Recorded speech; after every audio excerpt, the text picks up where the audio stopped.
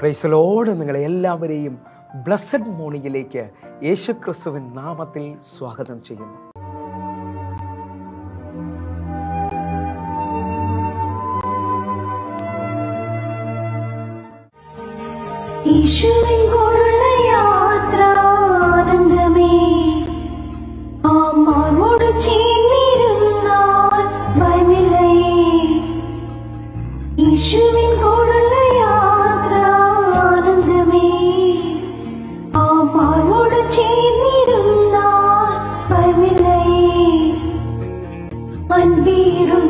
കൈകളാൽ അത്ഭുതമായി നടത്തിടും മാധുര്യമേറും മൊഴികളാൽ തൻ സ്നേഹമെന്നോട് പങ്കുവയ്ക്കും.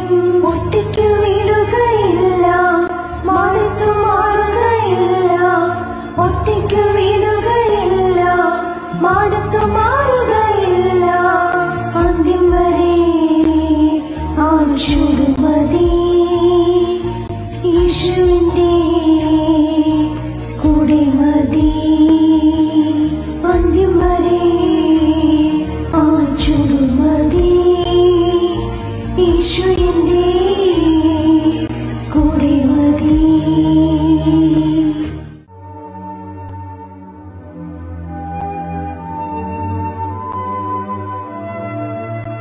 പ്രിയരെ, അനുഗ്രഹിക്കപ്പെട്ട ഒരു പ്രഭാതം കൊണ്ട് നമ്മുടെ ജീവിതത്തിൽ അനുവദിച്ചു തന്ന വലിയവനായ ദൈവത്തെ നമുക്ക് ഒരുമിച്ച് ചേർന്ന് നന്ദി പറയാം. എത്ര പേർ പറയും, ഞാൻ നിന്നതല്ല, എൻ്റെ ദൈവം എന്നെ നിർത്തിയതാണ്.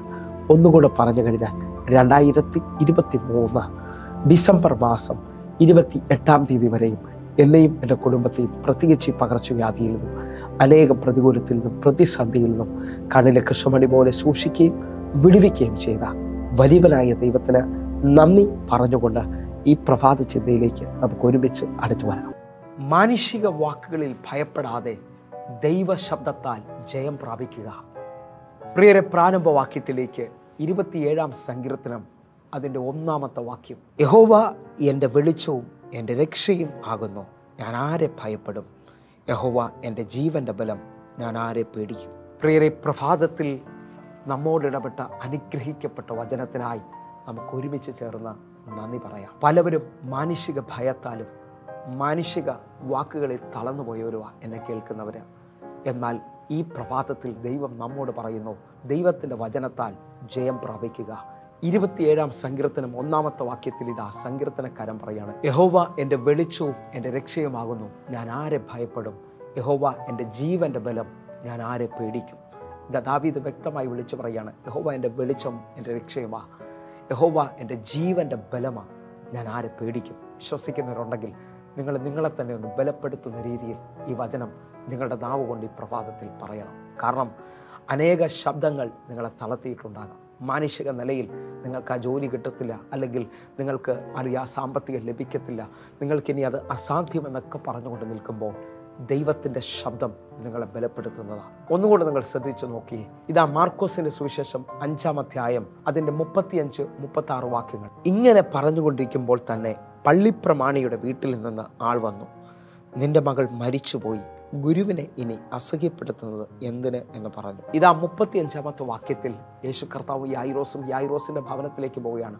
ആ പോകുന്ന വഴിമധ്യത്തിൽ വെച്ച് യായിറോസിന്റെ വീട്ടിൽ നിന്ന് ആട് വന്നിട്ട് പറയാണ്, ഇനി നീ ഗുരുവിനെ അസഹ്യപ്പെടുത്തണ്ട, നീ പ്രാർത്ഥിച്ച വിഷയം അവസാനിച്ചു, നിന്റെ മകൾ മരിച്ചു പോയിട്ടുണ്ട്, ഹല്ലേലൂയ, എല്ലാം അവസാനിച്ചിട്ടുണ്ടെന്ന് പറയുന്നു. ഇങ്ങനെ അനേക വാക്കുകൾ നിങ്ങൾക്ക് ചുറ്റും നിങ്ങളെ മുമ്പോട്ട് വിടാതെ നിർത്തുമ്പോൾ മാനുഷിക വാക്കുകളാണ് നിങ്ങളെ തളർത്തിയിരിക്കുന്നെങ്കിൽ 36-ാമത്തെ വാക്യം, യേശുവിലേക്ക് നോക്കുന്നവർക്ക്, ദൈവശബ്ദത്തിൽ വിശ്വസിക്കുന്നവർക്ക് വേണ്ടി ദൈവം പറയുന്ന വാക്ക് നിങ്ങൾ നോക്കേ.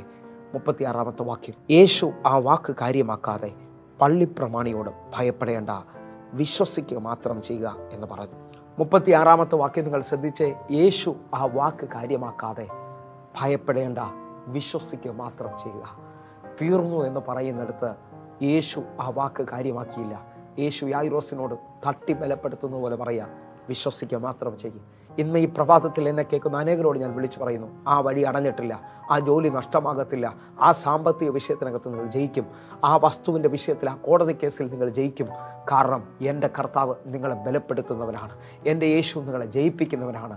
വിശ്വസിക്കാമെങ്കിൽ ഈ പ്രഭാതത്തിലും നിങ്ങളൊരു അത്ഭുതം കാണാൻ പോവുകയാണ്. നിങ്ങൾ ശ്രദ്ധിച്ച് 1 രാജാക്കന്മാരുടെ പുസ്തകം 19-ാം അധ്യായത്തിൽ ഏലിയാവ് ആകാശത്തു നിന്ന് തീയിറക്കിയ മനുഷ്യൻ ഒരു സ്ത്രീയുടെ വാക്കിൽ, ഇസബേലിൻ്റെ വാക്കിൽ അവൻ ഭയപ്പെട്ട് ഓടിപ്പോവുകയാണ്. ഒരു ചൂരച്ചെടിയുടെ കീഴിൽ ചെന്ന് യഹോവയോട് പറയുകയാണ്, എനിക്കിനി ജീവിക്കേണ്ട, മരിച്ചാൽ മതി. യഹോവയെ എൻ്റെ ജീവനെ എടുത്തുകൊള്ളണമേ. ഉടനെ ദൈവത്തിൻ്റെ ദൂതൻ ഇറങ്ങി അവനെ തട്ടി ബലപ്പെടുത്തുന്നത് കാണാൻ കഴിയും. 1 രാജാക്കന്മാരുടെ പുസ്തകം 19-ാം അധ്യായം അതിൻ്റെ 7-8 വാക്യങ്ങൾ. യഹോവയുടെ ദൂതൻ 2ാമത്തെ പ്രാവശ്യം വന്ന് അവനെ തട്ടി, എഴുന്നേറ്റ് തിന്നുക, നിനക്ക് ദൂരയാത്ര ചെയ്യുവാനുണ്ടല്ലോ എന്ന് പറഞ്ഞു. അവൻ എഴുന്നേറ്റ് തിന്നുകുടിച്ചു. ആഹാരത്തിൻ്റെ ബലം കൊണ്ട് 40 പകലും 40 രാവും ദൈവത്തിൻ്റെ പർവ്വതമായ ഹോരേബോളം നടന്നു. ഇതാ ദൈവത്തിൻ്റെ ദൂതൻ്റെ സ്പർശനത്താൽ അവൻ വീണ്ടും ആഹാരം കഴിച്ചു. ആ ആഹാരത്തിൻ്റെ ബലം കൊണ്ട് അവൻ 40 പകലും 40 രാവും തൻ്റെ വാക്തത്വമായ ഹോരേബിൻ്റെ പർവ്വതത്തിലേക്ക്, അല്ലെങ്കിൽ ദൈവത്തിൻ്റെ പർവ്വതത്തിലേക്ക് അവൻ നടന്നു കയറി. നിങ്ങൾ വിശ്വസിക്കാമെങ്കിൽ മാനുഷിക ശബ്ദങ്ങൾ നിങ്ങളെ ഭയപ്പെടുത്തിയെങ്കിൽ ദൈവത്തിൻ്റെ ശബ്ദം നിന്നെ ജയിപ്പിക്കുവാൻ പോകുകയാണ്. അങ്ങനെ വിശ്വസിക്കുന്നവർ ഓരോരുത്തരും എൻ്റെ കൂടെ ചേർന്ന് പ്രാർത്ഥിക്കണം. ഈ പ്രഭാതം ഒരു ജയത്തിൻ്റെ പ്രഭാതമാണ്. കാരണം ദാവീദ് പറഞ്ഞതുപോലെ എൻ്റെ കൂടെ ചേർന്നുകൊണ്ട് പറയാമോ, യഹോവ എൻ്റെ ജീവൻ്റെ ബലം, ഞാൻ ആരെ പേടിക്കും? ഹല്ലേലൂയ. കർത്താവ് എൻ്റെ കൂടെ ഉണ്ടെങ്കിൽ, എൻ്റെ ദൈവം എൻ്റെ കൂടെ ഉണ്ടെങ്കിൽ നിശ്ചയമായി നീ ആ മതിൽ ചാടിക്കടക്കും. എൻ്റെ ദൈവത്താൽ നീയും ഞാനും ജയം പ്രാപിക്കാൻ പോവുകയാണ്. അങ്ങനെ വിശ്വസിക്കുന്നവർ കണ്ണുകൾ അടച്ചിട്ട് പ്രാർത്ഥിക്കാൻ പോവുകയാണ്. ഞങ്ങളെ സ്നേഹിക്കുന്ന ഞങ്ങളുടെ നല്ല കർത്താവെ, പൂർണ്ണ ഹൃദയത്തോടെ ഓരോ മക്കൾക്കും വേണ്ടി ഞാൻ പ്രാർത്ഥിക്കുന്നു. ഈ പ്രഭാതം ഒരു ജയത്തിൻ്റെ പ്രഭാതമാകട്ടെ. ഈ പ്രഭാതം ഒരു സൗഖ്യത്തിൻ്റെ, വിടുതലിൻ്റെ പ്രഭാതമായി തീരട്ടെ. കർത്താവെ, ഇവരെ അങ്ങ് എഴുന്നേൽപ്പിച്ചതിനായി നന്ദി. യേശുവിൻ നാമത്തിൽ ഞാൻ പ്രാർത്ഥിക്കുന്നു.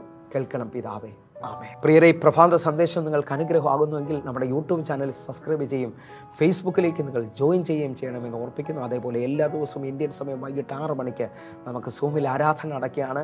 നിങ്ങൾ ഓരോരുത്തരും കടന്നു വരണമെന്ന് ഓർപ്പിക്കുന്നു. അതേപോലെ തന്നെ 8111 എന്ന് കാണുന്ന നമ്പറുകളിലേക്ക് നിങ്ങൾ മെസ്സേജ് ചെയ്യണമെന്ന് ഓർപ്പിക്കുന്നു. വാട്സാപ്പ് മെസ്സേജ് ചെയ്താട്ടെ നിങ്ങൾക്ക് ഒരു പ്രഭാത സന്ദേശം അല്ലെങ്കിൽ ഒരു ഹല്ലേലൂയ മോർണിംഗ് മെസ്സേജ് നിങ്ങൾക്ക് ലഭിക്കും. കർത്താവിൻ്റെ വലിയ കരം നിങ്ങൾക്ക് വേണ്ടി വെളിപ്പെടട്ടെ. God bless you. ആമേൻ.